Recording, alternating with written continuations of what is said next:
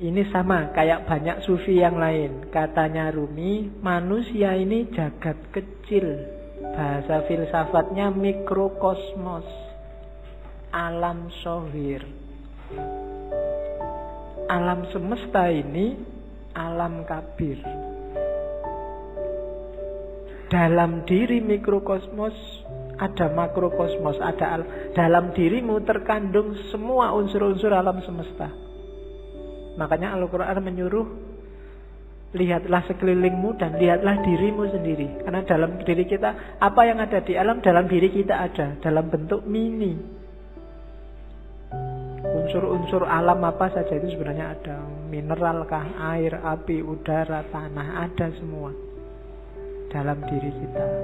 Jadi kita ini mikrokosmos. Maka pertama-tama pahamilah dirimu, kenali dirimu, lihatlah ke dalam.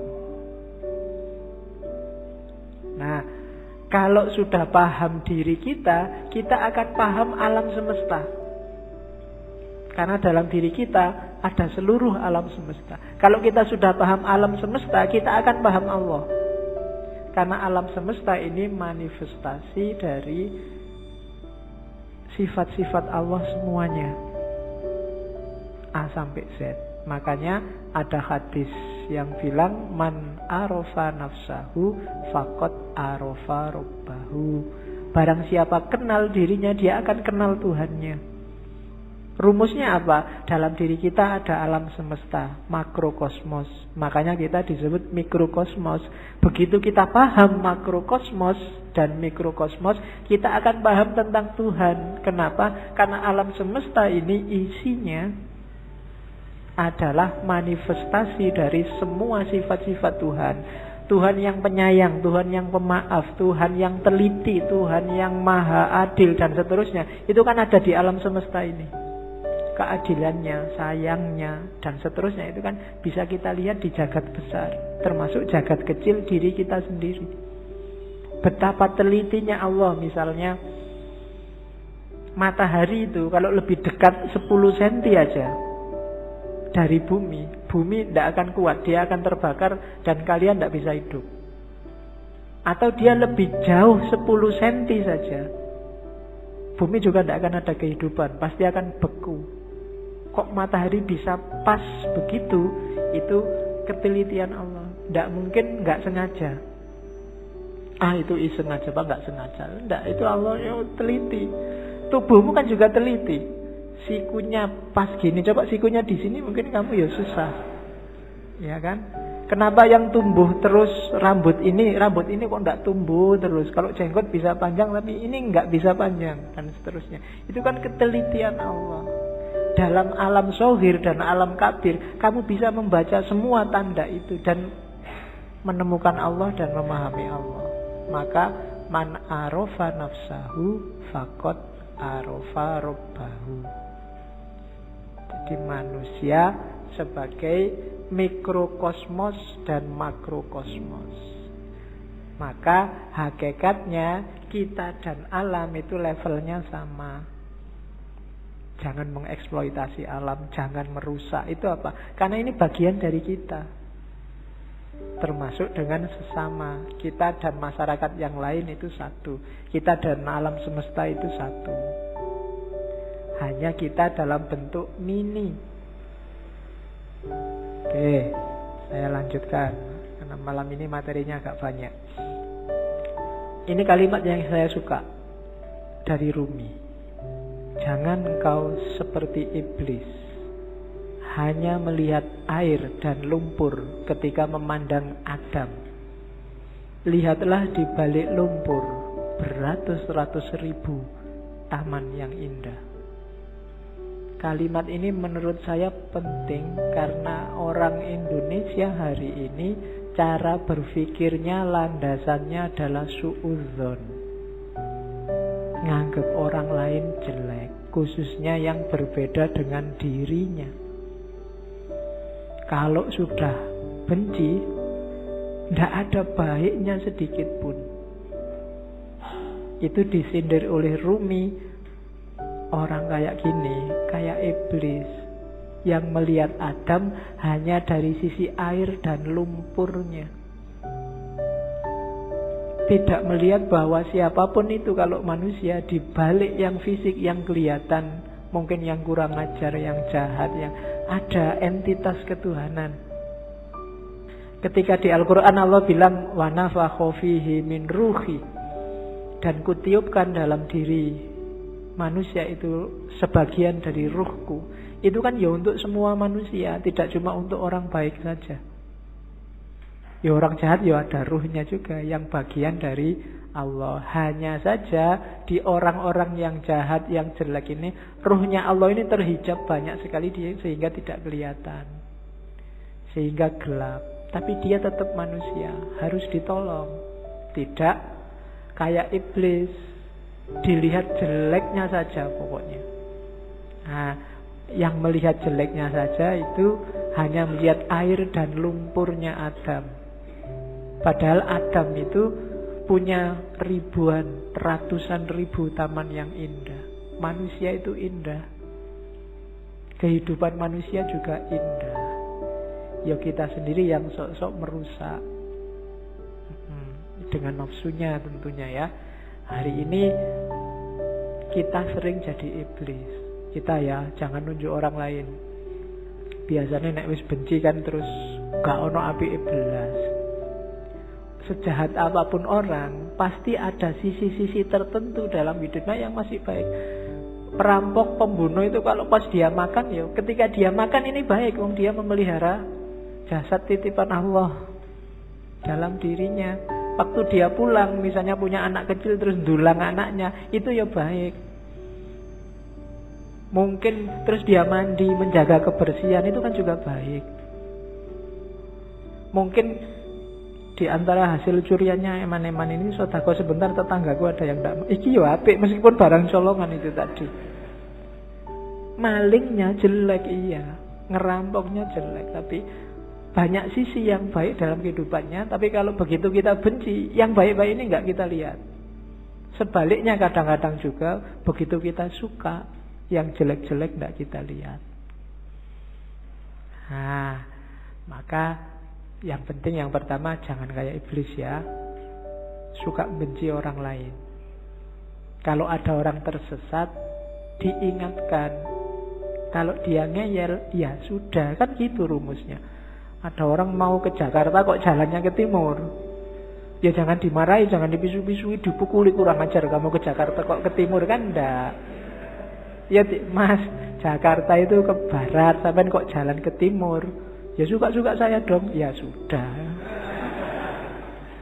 kan gitu aja. Hari ini kan kamu gitu, ada orang kamu anggap sesat, terus kamu marah-marahi, kamu pukuli, nggak ditunjukkan yang benar gimana. Tunjukkan ya, tugas kita kan cuma tabligh, sampaikan aja. Kalau nggak diterima ya sudah. Perkara nanti kamu kesasar mau ke Surabaya kok terus nyampe Banyuwangi, mau ke Jakarta nyampainya Banyuwangi, ya dinikmati saja, urusannya dia. Nah, yang penting kita jangan jadi iblis. Kalau ada orang beda, orang kita anggap sesat, terus kita lihat jeleknya saja. Terus, ini penting juga, akal. Rumi termasuk orang yang memposisikan akal tidak sebagai puncak. Akal itu penting, tapi akal hanya transit. Akal harus dilampaui. Tidak boleh orang berhenti hanya di akal. Di Masnawi itu ada cerita yang mungkin sering dikutip orang. Cerita ahli bahasa dan tukang perahu. Jadi ada ahli bahasa naik perahu sama tukang perahunya. Sambil naik perahu terus ngobrol. Mas tukang perahu, sampean ngerti nggak kalimat majemuk itu apa? Nggak ngerti pak. Sampean sudah tua kalimat majemuk aja nggak ngerti. Rugi sampean hidup itu. Sampean ngerti nggak kalimat sastra itu kayak gimana? Nggak tahu pak. Apalagi sampean sudah umur tua gini sastra aja nggak ngerti. Buat apa umur sampean dihabiskan? Sampean ngerti nggak? Pokoknya diajak ngobrol gitu, dimarahi terus, dilecehkan terus. Tiba-tiba terus ada badai. Kapalnya mau tenggelam, katanya Yang punya perahu, waduh ini Pak, sampean bisa nggak berenang? Nggak bisa. Wah, sampean sampai tua berenang aja nggak bisa, ya wassalam, sampean mati. Bye-bye, tak tinggal ya, sudah selesai. Nah, itu cerita ini terkenal, nanti variasinya macam-macam. Tapi ini Rumi mau nyindir bahwa ya bolehlah ada orang pinter, tapi sepinter-pinternya orang itu kan sesuai bidangnya. Yang pinter filsafat mungkin tidak ngerti sama sekali tentang fikih. Yang pinter fikih mungkin tidak ngerti tentang kalam. Yang teknik mungkin tidak ngerti tentang kedokteran.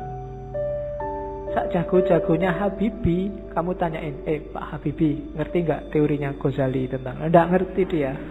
Dia ilmunya penerbangan. Jadi tidak. Maka orang pinter yang sombong itu janjinya orang bodoh. Sepinter apa sih dia? Ilmunya seluas apa sih? Tidak ada. Orang itu selalu pinternya fakultatif,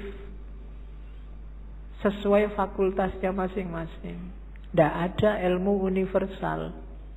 Makanya tidak ada kuliah di universitas, yang ada di fakultas. Universitas cuma mengkoordinir. Kalau digabung dari banyak fakultas, jadilah universitas. Kan logikanya begitu. Jadi cerita ini sebenarnya Rumi menyindir, sejago-jagonya akalmu hanya bisa menangkap sesuai pengalamanmu masing-masing. Tidak akan lebih dari itu. Tapi saya ngerti dunia luar angkasa loh Pak. Ya, paling kamu pernah baca buku tentang luar angkasa, kan itu aja. Filsafat saya juga ngerti, matematika juga ngerti. Yang kebetulan kamu ngalami membaca atau ngalami belajar. Yang tidak ya enggak. Sokrates mungkin orang paling pinter, tapi sama istrinya urusan nyambel apa urusan bikin sayur itu tetap menang istrinya. Ya kan? Sepinter apapun Immanuel Kant, kalau bannya bocor, kan ada cerita satu ketika Immanuel Kant bannya bocor, sadelnya patah. Begitu nyampe di tukang sadel, Immanuel Kant ingin nguji yang punya, tukang sadel tolong saya dibikinin sadel yang pakai rumus trigonometri plus 2 kali. Dari tukang sadel tidak bisa saya. Kalau sadel biasa bisa, kalau pakai rumus macam-macam tidak bisa. Ya memang beda ilmunya. Jadi yang pertama catatannya, akal itu tidak segalanya. Kalau kita hanya bersandar pada akal, maka kita bersandar pada batas pengalaman kita sendiri.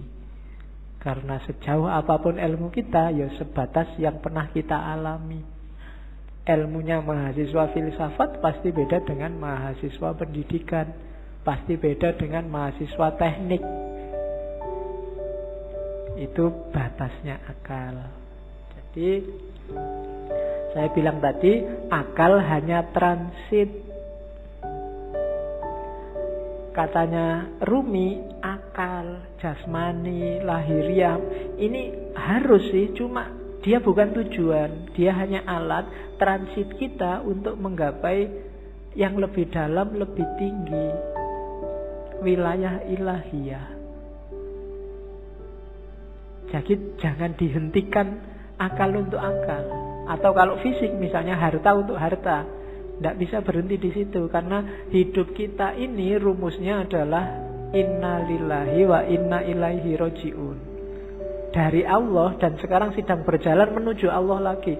Maka apapun pengalaman, kalian punya apapun, ngerti ilmu apapun, punya harta apapun, punya kebisaan apapun, harus dalam rangka mendukung berjalan semakin dekat pada ilaihi roji'un. Termasuk akal. Kita dikasih Allah akal, panca indera, itu sebagai sangu untuk ilaihi roji'un. Jangan sampai tersesat. Bahkan Allah saking sayangnya sama kita, gak cuma itu, kita dikasih buku pedomannya langsung, namanya kitab suci. Enggak itu juga, karena khawatirnya kita enggak mau baca, kita dikasih nabi juga, dikasih rasul juga. Dalam rangka apa? Biar langkah kita ilaihi roji'un ini pas, tidak keliru. Maka katanya Rumi, akal kita, panca indera kita, apapun yang kita bisa, yang kita miliki, ini harus jadi jalan, harus kita lampaui menuju ilaihi roji'un tadi, dalam rangka bertemu dan berjumpa sama Allah. Kalau enggak, berarti satu di antara dua. Kalau bukan kesia-siaan yang nanti kita sesali, mungkin juga ketersesatan. Sia-sia itu tidak ada gunanya, kita tuas capek. Tersesat itu kita nyeleweng, jalurnya tidak ilaihi roji'un. Kalau Al-Quran bilang yang bisa ilaihi roji'un itu nafs mutmainnah. Ya ayyatuhan nafsul mutmainnah, jiwa yang tenang. Maka tugas kita di dunia ini bikin nafs kita mutmainnah, biar nanti bisa ilaihi roji'un, bisa kembali dengan mulus, dengan lancar pada Allah. Nah itu akal. Jadi termasuk ngaji ini ya. Ngaji ini tidak boleh bikin semakin jauh dari Allah. Harus bikin paling tidak selangkah kecil lebih dekat sama Allah. Kalau enggak, mending kamu tidak usah ngaji. Kalau ada ya Pak, saya itu ngaji filsafat terus jadi nggak yakin Allah itu ada apa enggak. Terus kamu tidak usah ngaji lah kalau gitu. Kok waktu ditanyain Allah besok kamu nunjuk aku. Ah itu yang ngajari Pak, nanti gitu aku susah aku. Enggak, pokoknya apapun harus bikin kamu selangkah lebih dekat. Kuliah juga begitu. Kamu kuliah juga, target sementaranya sih untuk penyemangat itu kan yo IP lah, pekerjaan lah, tapi harusnya kuliahmu bikin kamu semakin dekat sama Allah. Makan juga begitu, tidur juga begitu, pacaran juga. Ya jadi kalau punya pacar, bilang ke pacarmu, kita komitmen ya, kita pacarannya semakin mendekat ke Allah. Ya diatur sendiri rumusnya, kamu yang ngerti. Ya, kalau mau pegangan tangan, bismillahirrahmanirrahim. Ya, kalau sudah, alhamdulillah. Oke. Itu maunya Rumi. Jadi apapun fasilitas yang diberikan Allah pada kita sekarang, manfaatkan itu untuk ilaihi roji'un. Hakikat kita ada di situ. Dan semua yang bikin kita semakin jauh dari ilaihi roji'un, hindarilah. Termasuk mungkin yang casing itu kan tampakan luarnya, kelihatannya ini sangat agama deh, kelihatannya ini sangat islami deh, tapi kok rasanya bikin kamu semakin gak dekat sama Allah, mending dijauhi.